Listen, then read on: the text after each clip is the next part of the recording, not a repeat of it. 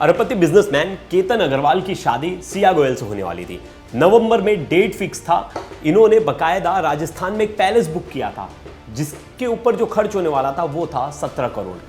अब सिया का एक बॉयफ्रेंड था जो कुछ टाइम पहले से उसके साथ रिलेशनशिप में था। ये बात केतन को पता थी। केतन को पता था कि उसका बॉयफ्रेंड था लेकिन उससे ब्रेकअप हो गया है। अब केतन ने ये सोचकर शादी के लिए हामी भर दी और दोनों शादी करने वाले थे। अब इससे पहले सिया के मन में एक खटास आ जाती है। सिया सोचती है कि मुझे केतन से शादी नहीं करनी, मुझे चेतन से शादी करनी है जो कि उसका बॉयफ्रेंड है। ऐसे में केतन जो था पहले से अरबपति था, काफ़ी ज़्यादा पैसा था। वहीं जो चेतन था वो इतना पैसे वाला नहीं था, फिर भी वो चेतन से शादी करना चाहती थी क्योंकि वो उसका बॉयफ्रेंड था। अब ऐसे में दोनों ने प्लानिंग रची और प्लानिंग के तहत केतन को पहाड़ पर लेकर गए, एक किले पर, और वहाँ से केतन को धक्का मार दिया। धक्का मारने के बाद उसने घर वालों को बताया कि एक नॉर्मल एक्सीडेंट है, पैर फिसला और वो गिर गया। घर वाले ये बात मान भी गए केतन के, और बकायदा जब क्रियाक्रम हो रहा था, मतलब उसकी मौत के 3 दिन बाद तक घर वालों को कुछ भी पता नहीं था या उनके मन में शक नहीं था सिया को लेकर। हर कोई सोच रहा था कि एक नॉर्मल डेथ है, एक्सीडेंटल डेथ है। लेकिन केतन की बहन ने सिया से सवाल जवाब किए और वहाँ उसे शक हुआ। उसने वो चीज़ें पुलिस को बताई। पुलिस ने वापस से तहकीकात की और पुलिस की इन्वेस्टिगेशन में एक ऐसा क्लू मिला जिसके बाद ये पूरा केस सॉल्व हो गया। इस वीडियो में बताऊंगा कि ये पूरा केस सॉल्व कैसे हुआ, कैसे पता चला, पुलिस को कैसे शक हुआ, कैसे पुलिस ने इस पूरे केस को खंगाला। लास्ट तक इस वीडियो में बने रहिएगा।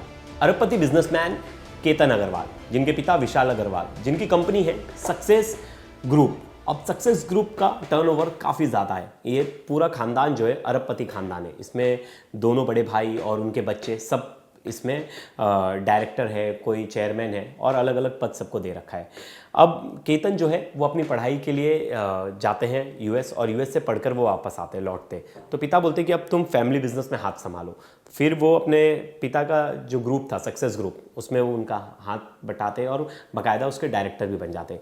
बिजनेस वगैरह सब कुछ अच्छा चल रहा था, सब चीज़ बढ़िया चल रहा था। इस बीच अब जो केतन के पिता हैं विशाल अग्रवाल, ये बोलते हैं कि अब बेटी की शादी करवा देनी चाहिए। वो आस पड़ोस में अपने जो लोग हैं और जो रिलेटिव्स हैं उन्हें बताते हैं कि हमारे बेटी की शादी करानी, कोई अच्छी लड़की होगी तो बताओ। इस बीच जो केतन की बातचीत करवाई जाती है एक लड़की से जिसका नाम है सिया गोयल। अब सिया गोयल का परिवार भी पैसे वाला है, वो भी करोड़पति परिवार है, अरबपति परिवार है। अब ऐसे में दोनों फैमिली में अंडरस्टैंडिंग अच्छी थी, बिजनेसमैन फैमिली थी, और सिया भी अच्छा ग्रेजुएशन अपना कंप्लीट करके आई थी, उसे भी आगे और पढ़ाई करनी थी। ये सब चीज़ें घर वालों ने देखी और केतन ने भी देखी। केतन ने सिया को पसंद किया, सिया ने भी केतन को पसंद किया और दोनों के बीच में बातचीत शुरू हो गई। अब इस बीच सिया का एक बॉयफ्रेंड था जिसका नाम था चेतन चौधरी। अब वो 6 महीने पहले उससे बातचीत थी, सब कुछ था, सब कुछ बढ़िया चल रहा था, लेकिन केतन को उसने बोला था कि हमारा ब्रेकअप हो गया, और केतन को ये बात पता थी कि उसके बॉयफ्रेंड से इसका ब्रेकअप हो गया। अब हर किसी का पास्ट होता है, किसी के स्कूल टाइम में, किसी के कॉलेज टाइम में बॉयफ्रेंड गर्लफ्रेंड बनना आप आज के टाइम पे बहुत आम बात है। तो ऐसे में उसे लगा कि ये नॉर्मल चीज़ें, चलो ठीक है।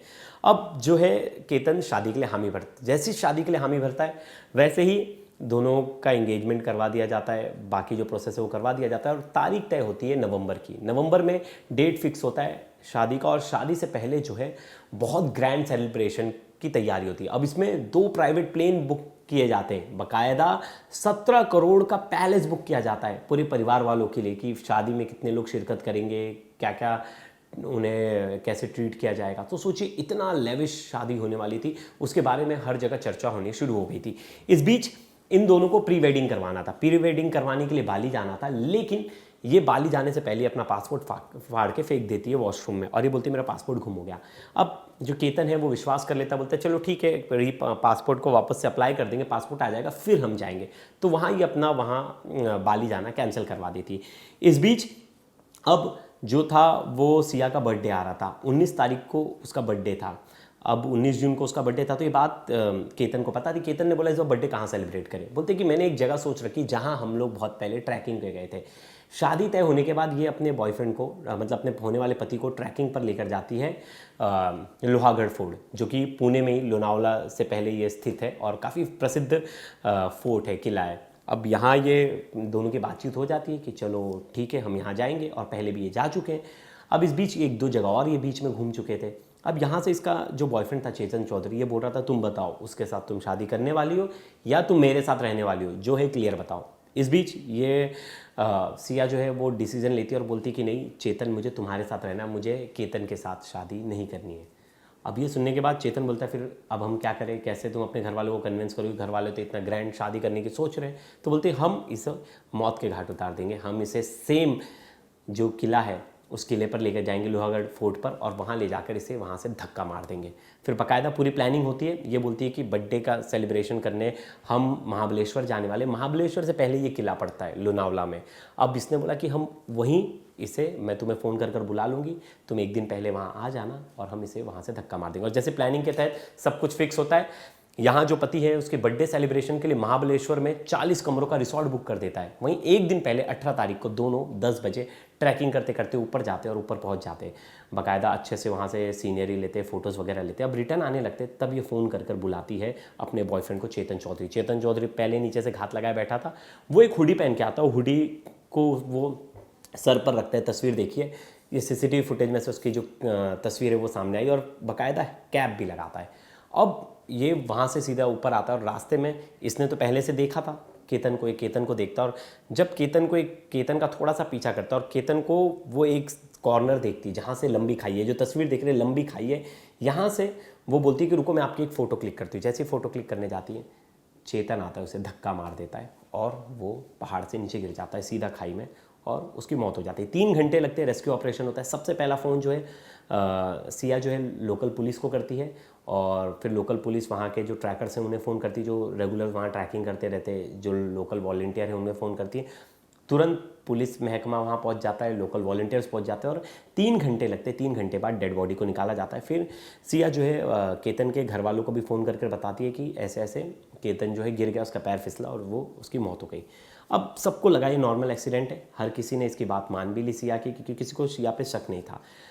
अब 3 दिन हो गए, अब जो प्रोसेस था श्राद्ध वगैरह का वो सब शुरू हो गया था, और सिया जो है अपने परिवार के साथ उनके घर पर पहुंचती है। फिर केतन की बहन जो है सिया से सवाल करती कि क्या कुछ हुआ था। जब वो जवाब देती है तो वो खड़बड़ा जाती है और कुछ ऐसी चीज़ें वो करती है जिससे केतन की बहन को शक होता है सिया पे। वो बात पुलिस को बताती है।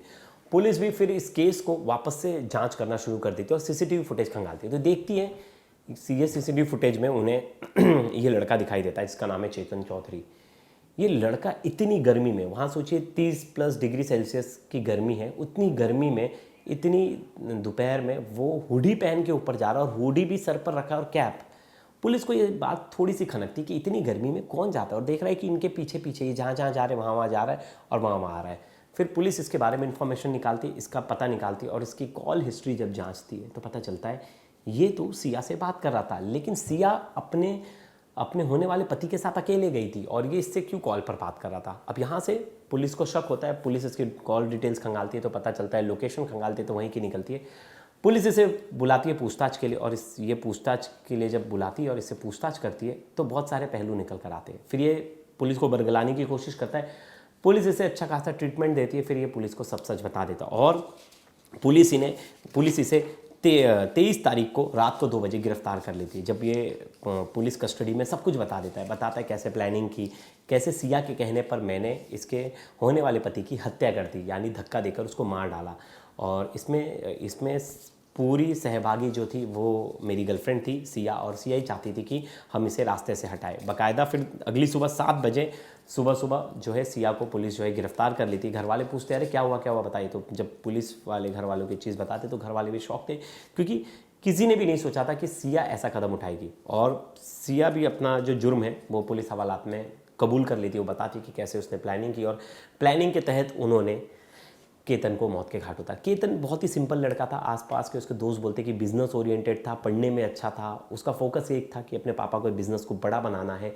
बिज़नेस पे वो ज़्यादातर काम करता था, और अच्छा ऑरेटर था, अच्छा बोलता था, और उसने बाहर से पढ़ाई करके आई थी फॉरेन से। तो सोचिए एक वेल सेटल अच्छा लड़का, और उसको एक ऐसी लड़की मिल गई अरेंज मैरिज में जो कि पहले से उसका एक बॉयफ्रेंड था।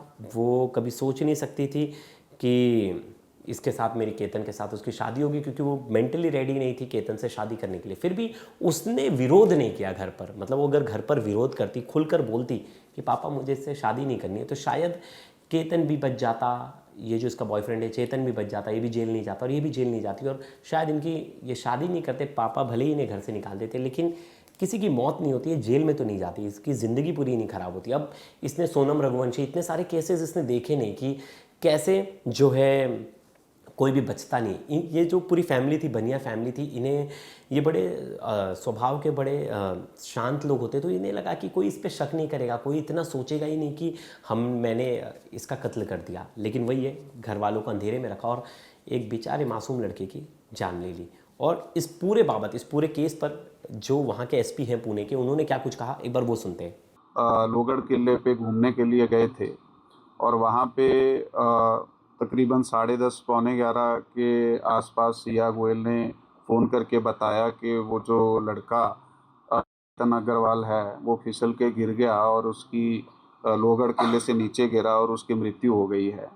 तो इसके बाद वहाँ जो सिक्योरिटी गार्ड हैं, पुलिस और उसके जो मैयत है और वो जो लड़की है उसके घर वाले गए, तो पुलिस स्टेशन में उसी दिन एडी दाखिल की गई 36/2026 जो है सेक्शन 194 के अंतर्गत। तो ये केस दाखिल करने के बाद फिर जो आगे तपास किया गया, उस तपास में कुछ बातें हमारे सामने आई। जो इनके रिश्तेदार हैं या उनके फ्रेंड सर्कल से कुछ बातें समझी, जिससे हमें संशय निर्माण हुआ कि ये इस तरह की घटना अचानक से होना बहुत ज़्यादा प्रोबेबल नहीं है। खासकर वो लड़का जो है वो ट्रैकिंग करता था, काफ़ी ट्रैकिंग की थी उसने, तो उस हिसाब से फिर आगे और संशय, फिर फैमिली ने इस पे डाउट लिया। फैमिली की तरफ से हमारे तरफ एक तकरार की गई कि इसमें कुछ तो संशयपद जो है दिख रहा है, और फिर हमने अपने जो गोपनीय सूत्र हैं और उसके बिना कुछ साक्षीदार और जो तांत्रिक पुरावे हैं उसमें तपास करने के बाद सामने आया कि ये जो लड़की है सिया गोयल, इसका एक फ्रेंड जो चेतन चौधरी नाम का है, जो इस यहाँ पे ये लड़की, इसकी फैमिली का काम है मार्केट यार्ड में, उनकी भी दुकान उधर ही है, तो इनकी आपस में कुछ 1 साल के आसपास से पहचान थी।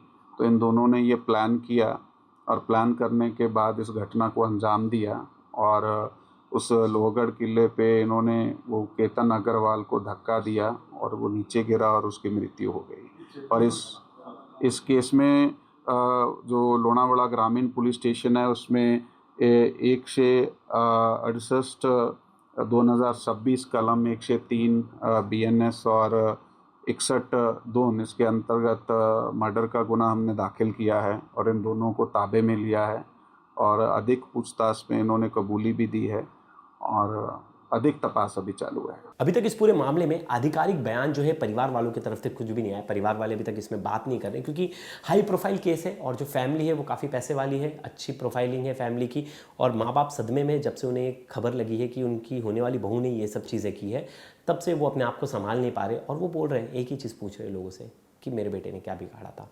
यही सेम चीज़ हुई थी सोनम रघुवंशी केस में भी, उसने भी घर वाले पूछ रहे थे कि हमारे बच्चे ने तुम्हारा क्या बिगाड़ा था, अगर तुम्हें कहीं और शादी करनी थी तो तुम भाई मना कर देती, हमें मना कर देती। और आज के टाइम में भी बहुत सारे लोग 3-3, 4-4 साल रिलेशनशिप में रह रहे हैं, फिर भी अरेंज मैरिज किसी और से कर रहे हैं, और बाद में शादी होने के बाद किसी जो एक्स बॉयफ्रेंड है, एक्स गर्लफ्रेंड है, उससे आप बातचीत कर रहे हो, आप उससे संबंध रख रहे हो। तो समाज में एक ये चीज़ें तो आ गई और ये मुझे लग नहीं रहा कि दूर होंगी, क्योंकि एक घर से प्रेशर भी है कि घर वाले एक ही समाज में शादी करनी, उतनी फ्रीडम दे नहीं रखी। बच्चे जब कॉलेज स्कूल में हैं तब उनके गर्लफ्रेंड बॉयफ्रेंड है, तभी घर वाले ज़्यादा नज़र नहीं रख रहे, लेकिन अचानक से घर बच्चों को बोल दिया जाता है बिना पूछे कि तुम्हारा कोई है किसी के साथ रिलेशनशिप, तुम किसी से शादी करने वाले तो बताओ हमें। लेकिन घर वाले पूछते नहीं, सीधा फैसला सुना देते कि तुम्हें यहाँ अरेंज मैरिज करनी है।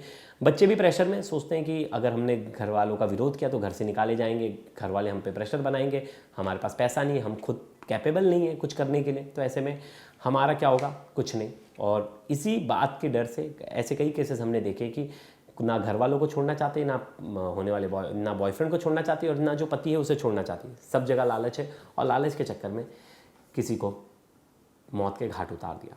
तो दोस्तों, इस खबर पर आपकी क्या राय ज़रूर बताइएगा। तब तक के लिए धन्यवाद।